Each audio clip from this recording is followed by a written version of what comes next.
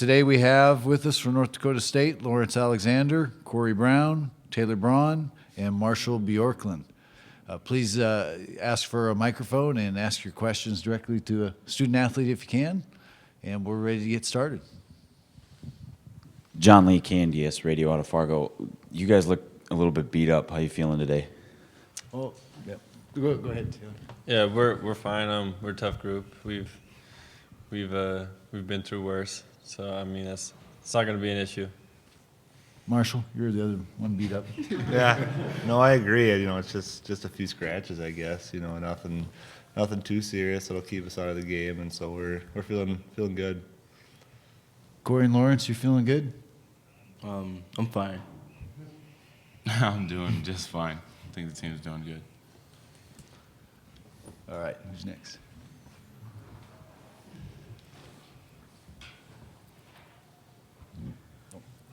This question is for any of you. John Howard from the CBS in San Diego. Just wanted to get your thoughts on what you know about San Diego State and what you feel is the biggest challenge in order to beat them.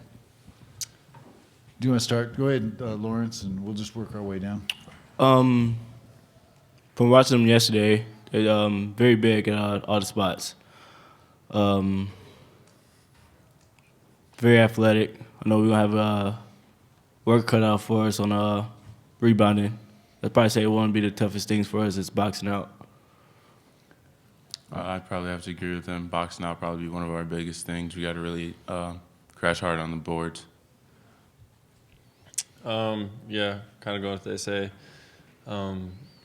They pressure a lot, so we'll need to do a better job than we did yesterday with handling pressure. And then they really crashed the offensive glass. So rebounding and limiting our turnovers, I think, will be the two big factors for us.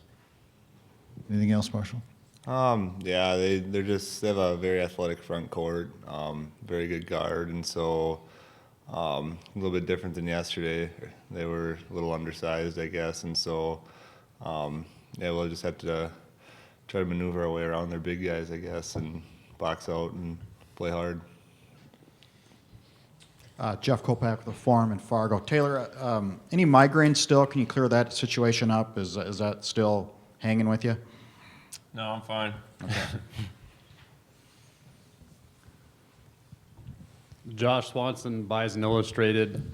For any of the guys, the last 24 hours, you guys have become kind of the Cinderella team in the tournament. Everyone on the internet is talking about you and this team. What's that feel like?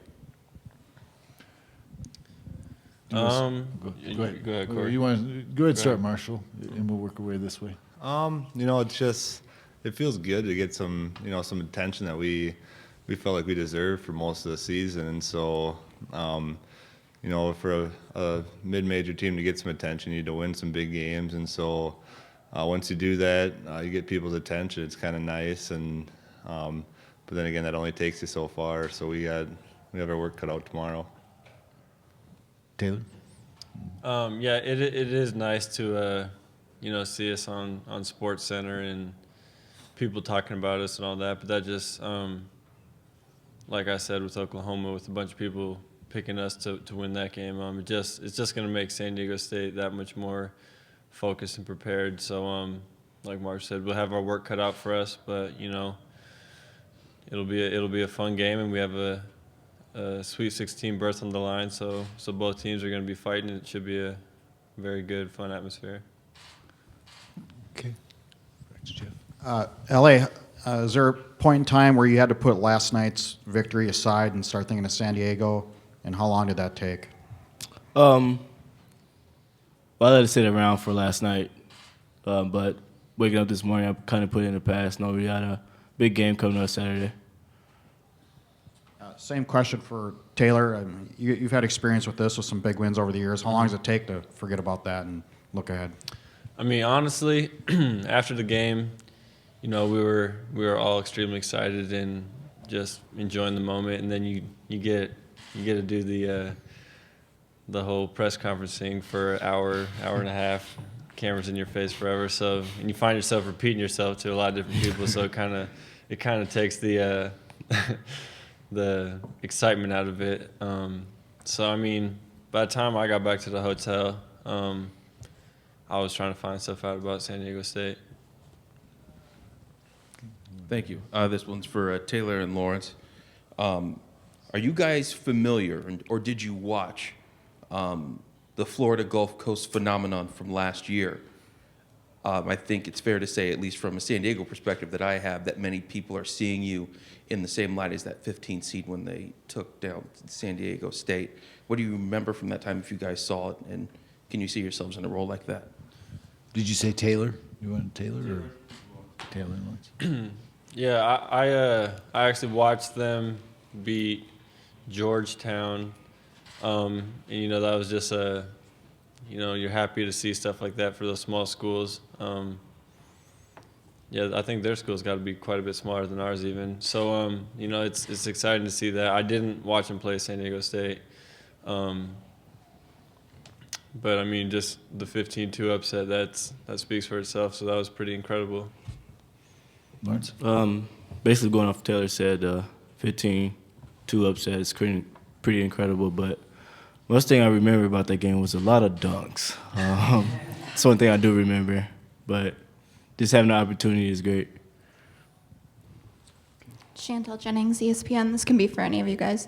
Do you find yourself becoming fans of schools like Mercer or Harvard at this point in the season where you would have never cheered for them before, but because they're in a similar situation as you want to see them do well? Corey, you want to try that one? Fans of them, I mean, we see them, they're out there, we all know that they were the underdogs just like we are, so we're like, there's a chance for all underdogs out there to always win or something like that, but it's not like we're going out there cheering for them like, yeah, we want you to win. We're kind of focused in on ourselves and getting this win on Saturday. Marshall, do you want to follow up with that? Yeah, obviously I think deep down inside everyone, they like to see the underdog win, and so like Corey said, we're not necessarily cheering for them, but if we were to keep winning, it'd be a mid-major team that we'd play against. But yeah, I guess we don't necessarily cheer for the underdog game every game. Way in the back there. For those of us who don't really know you that well as players, could each of you talk about why you chose North Dakota State and where you would have gone if you didn't go to North Dakota State? What was your next choice, or other choices? Start Lawrence and then work our way down. Well,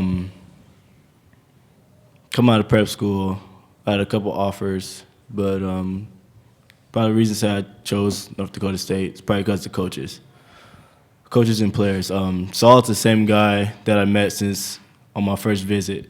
I mean, it's goofy, crazy at times, but a great coach to play for. And being around the coaches just got me a great feeling being at home. Then once I met the players, I was like, wow, I really like this place. And next thing you know, I was calling Saul on the phone telling him I wanted to commit. And if I didn't choose NDSU, I really don't know where I would be at right now, to be honest. Kind of had the same story as him. Coming out of high school, though, took a visit down there. I didn't really know what Fargo was. In my eyes, it was something totally different. A lot of space coming from, Chicago area. There's a lot more people around. But when I got out there, it was a great community. There's a lot more around than what people think. And seeing guys like this there, I connected with them really well and the coaches. And I'd say probably Lawrence was one of the main guys to get me here. I talked to him when I was out there, and it was really nice. I connected with him real well, and I saw an opportunity, and that some other coaches didn't give me. So that's how I made it to NDSU. If I wasn't here, other school I'd probably be at was Western Illinois, but that's where I'd be at. I'm glad I'm here, though. For me, it's kind of been publicized already. I was going to sign with a Division II school, and then right before I did that, I got a phone call from Coach Kemp, and pretty much just said they had a scholarship opening because another player signed somewhere else, so he knew it was late, but if I wanted to come take a visit, I could. I did that, and then the last day of my visit, they offered me a scholarship, and I just accepted it right there. So yeah, if I didn't go to NDSU, I'd be at Western Oregon. I'll be graduated by now. So. I think you can count the number of offers us four have on our two hands, probably. I don't think we had very many options to play Division I basketball. And so I know myself, I only had two offers, and so it was a pretty simple decision for myself. I wanted a good agriculture school, which is kind of uncommon, but just the community, the coaching staff, and it was a pretty simple decision for me. Marshall, you wanted to go to Minnesota growing up in that area. I'm wondering if you could talk about what about basketball makes this type of thing able to happen? Because when it does happen, you're defined by the school you go to and the jersey you wear. All you guys think you can play. You're positive of it. What about basketball allows these upsets to happen? That's hard to answer. Yeah, obviously, I mean, growing up, living in, close to the U of M, I wanted to go there. But, I think it's just the determination of kids like us that, they didn't get much of a chance anywhere else. And so I think we all play with a little chip on our shoulder our entire career. And, come to a stage like this, that kind of thing really shows. And just the effort they put forth, they're trying to prove something every time they step foot on the court. Taylor, can you talk about that a little bit more? Do you guys all feel and play with a chip on your shoulder because, you obviously can play very well, but were overlooked by some other schools? I think the big thing about basketball, a lot different than other sports, is it's something that you can improve a lot just on your own, by yourself in the gym, getting shots up, working on your ball handling, stuff like that.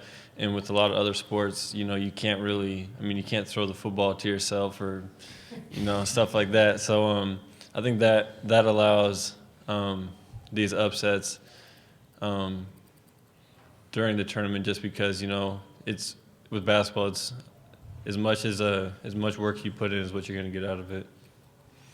In the back. In the back there, I think. Taylor, your coach mentioned it yesterday about how on the three that Lawrence hit to send it to overtime, you kind of knew that he was gonna be there and be an option for you. Is there, I guess, an inherent advantage you guys have having played together for a long time and being a junior, senior laden team versus maybe another team that relies mostly on youth but might be, considered talent-wise better? Yeah, definitely. We have a very good feel of what everybody on our team is comfortable with, and we do a good job of knowing where they're going to be and putting them in positions where they're going to be successful. And that comes just with time and effort and repetition. I spent 3 years now with Lawrence, 4 or 5 years with other guys on the team, and that time really helps us come together as a group, and it definitely showed last night with the performance and how everything played out. Lawrence or Corey, what have you seen? Very limited on number 2, their point guard, Xavier Thames, how important he is to them, how he takes care of the ball, that sort of thing. Well, watching him last night, he's a really good player. I believe he leads them in scoring, if I'm not mistaken. I know we're going to have our work cut off for us, but I know he's a very good player. He take care of the ball for him. It's going to be a good game Saturday. Corey? Yeah, like Lauren said, he takes care of the ball really well. He's really smart with his shot selection and passes that he makes. He gets in the paint very well. So all we got to do is keep him from getting inside the paint and making two-footed plays and get him in some mistakes, and we'll be all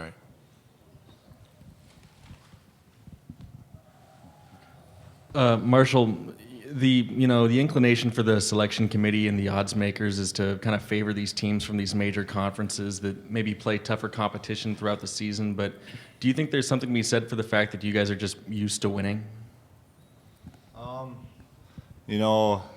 I guess I don't know how much of an advantage those other teams have, but every team in this tournament is good, and so To say that every team's going to have an advantage, I guess, Mercer beat Duke today, and I don't think anyone saw that coming. And so I don't think there's any advantage. I mean, all 68 teams that made this tournament are going to be good basketball teams. Question for Lawrence and also one for Corey. Lawrence, you said that your coach is kind of goofy and crazy at times. Could you give us an example of what you mean by that? And Corey, when you got to Fargo, you just talk a little bit more about your first experience and impressions, and why do you like it? What is it about it that you like? Saul, how can I put this? Well, when I first got to NDSU, I got the car, and the first thing he said to me was, "Hi, I'm Saul Phillips. I want to offer you a full scholarship. There, it's on the table. It's yours if you want it."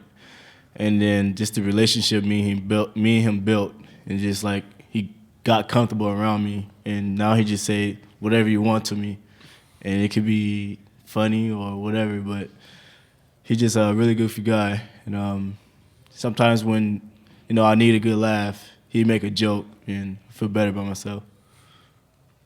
I was gonna break the huddle today.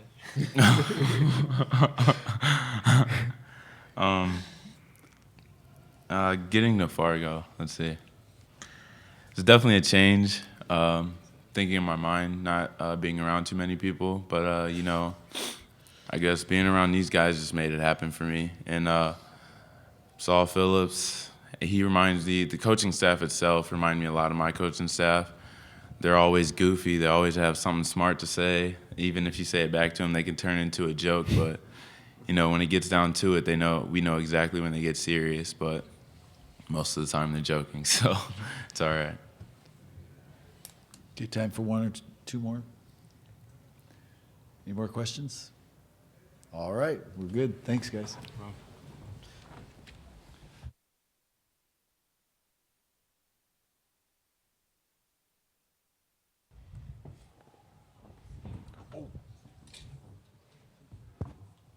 All right. Okay, and we'll now open it up for questions for Coach Phillips. None? Okay. That was like, yeah. We got it. Josh Swanson, Bison Illustrated. Coach, leading up to the tournament, you had talked about how much this tournament has meant to you in your life, and now you're smack dab in the middle of it and kind of America's Cinderella team. How does that feel? Feels unbelievable. I mean, there's no way around it. It's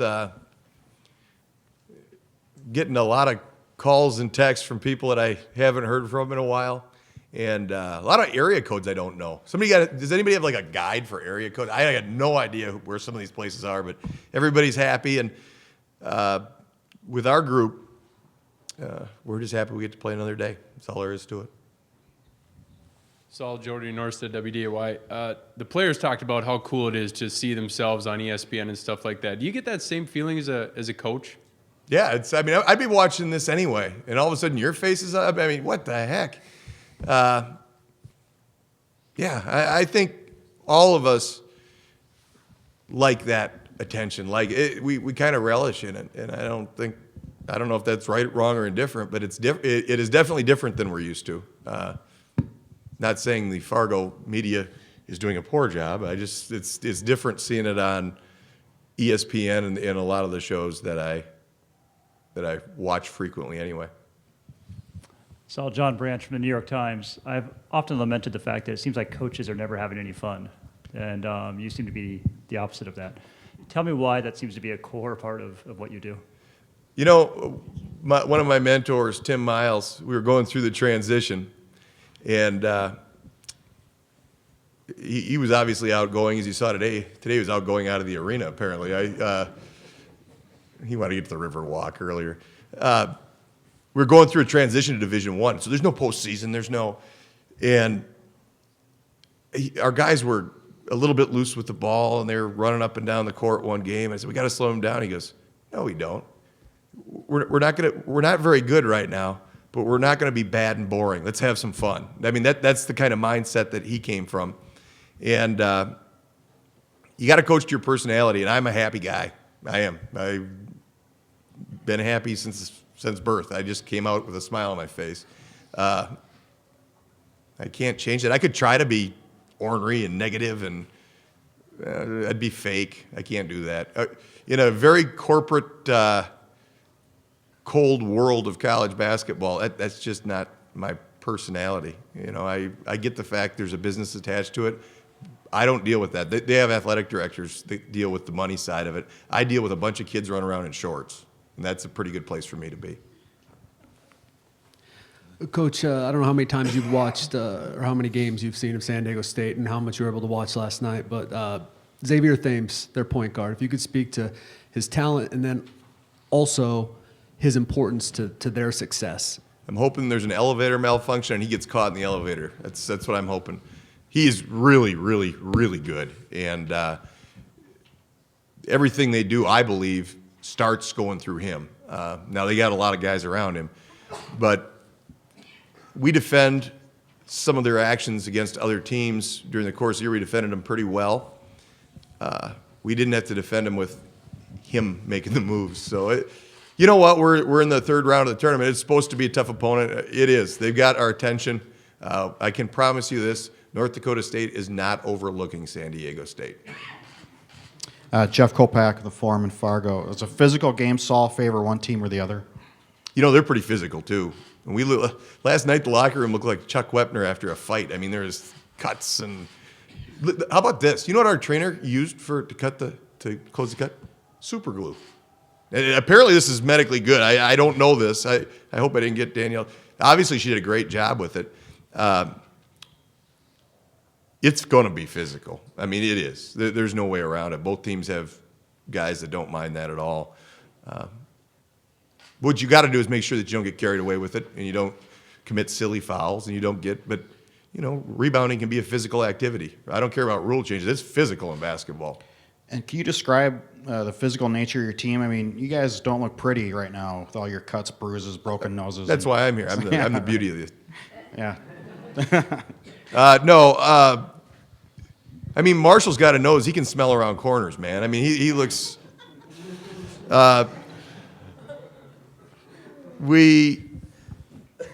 There's nothing about us pretty. I mean, come on. Let's be honest. We're the great unwashed. Here we are. That's why it's fun.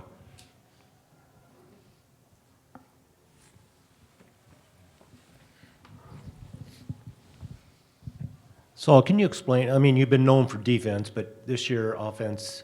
Can you explain why you're so efficient offensively? Really good players, for one. And that sounds simplistic to say, but, I mean, we're not trying to confuse you out there. I could take most of you, put you in our offense, and you'd at least know what you were doing. The spacing is really good in our offense, and that allows players like Marshall to have room to operate, players like Taylor to have room to operate.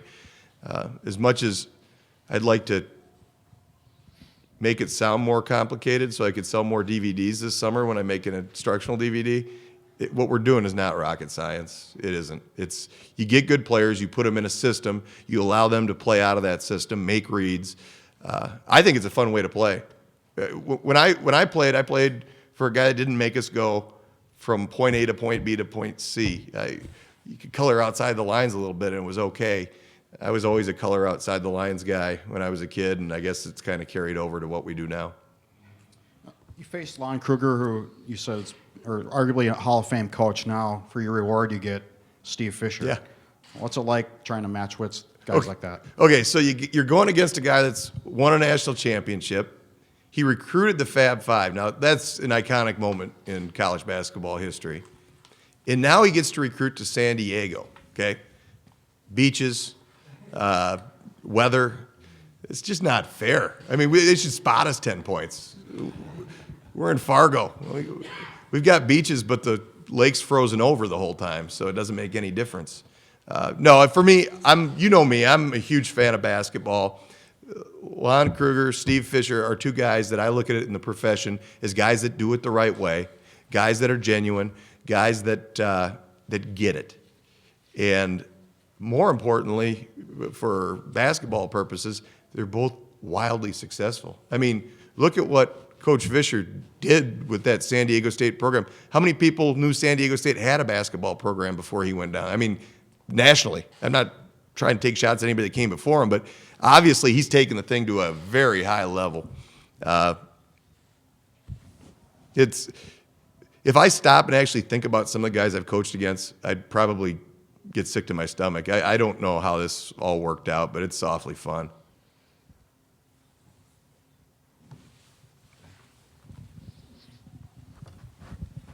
Hi, David Walsh with ESPN. Coach, if you could just take me through the last minute of last night's game before going into overtime, just how you managed those final moments of the game. What was going through? It's good. Sorry. I'm excited. The last 2 minutes, really, it kind of starts out with Taylor's turnover, and that starts to dig us a little bit of a hole on a skip pass. And the shot clock was at 11, and I told myself, if it gets to 10, we're going to call timeout and run an out-of-bounds play that we've been working on. Literally, it was at 11. He threw a cross-court pass and just didn't see a guy. Got blocked out by another body, and it happens. It's a bad time for it to happen, but it happens. We go length of the court. Taylor has a layup that is down. I don't know how that stayed out. And then plays started happening. Then all of a sudden, things start going right. We get a bump foul, get to the free throw line, get to set up our press. They miss a free throw. But it really all kind of came down to we run an ISO for – I finally called a timeout on time that last possession. We ran the same play that we were going to run had he not turned it over. It's a dribble ISO for Taylor, and Taylor couldn't turn the corner. But L.A. had said to him, you know, if you can't turn the corner, I'll be spotted up at 3. And much like what makes Taylor unique is that a lot of guys in his position, if you get a play drawn up for him there, he's going to make something happen, good, bad, or indifferent. Taylor simply said, well, this is taken away. He pivoted. He found Lawrence, and I went out and kissed that spot on the floor today, by the way. 2 big lip marks right on there. SaulDennis.cbssports.com. I talked to Gene about this. You didn't have the most extensive experience when you were hired. Give me your pitch when you were trying to get the job. I had pictures of him. I can rip them up now. I'm safe. No, when Gene hired me, we had a really good group of players in place, and they were in my corner. I always just wanted to be a head coach, and I would have never gotten that chance if it wasn't for Gene. And he knows how I feel about him. He's as good of I could work for a lot of athletic directors, a lot of places. I'll never work for a better one than Gene Taylor.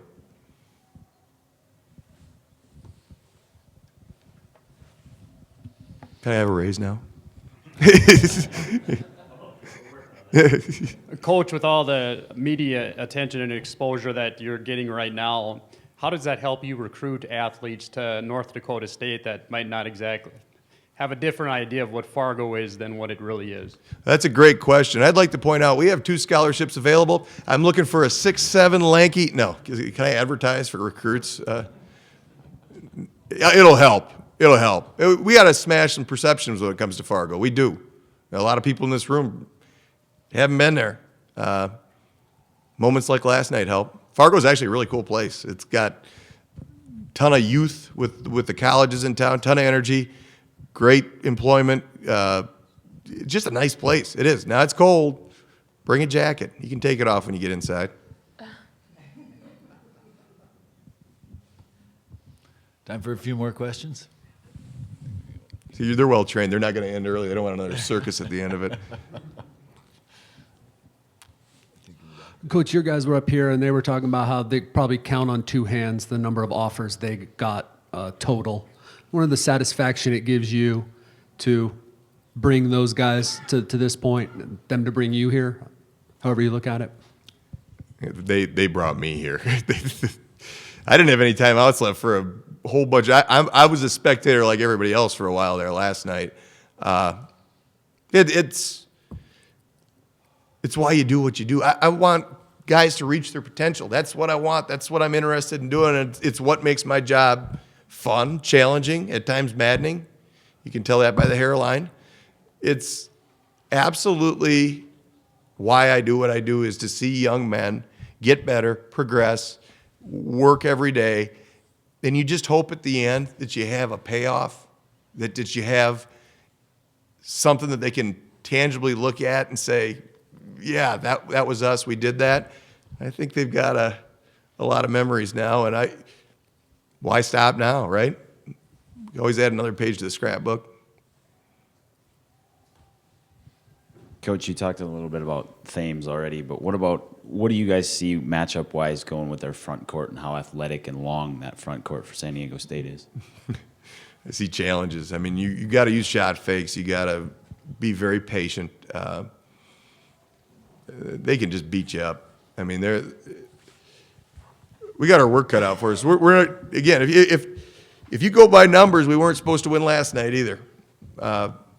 I'm still searching for some answers, and I'll have to do that when I get back to the hotel.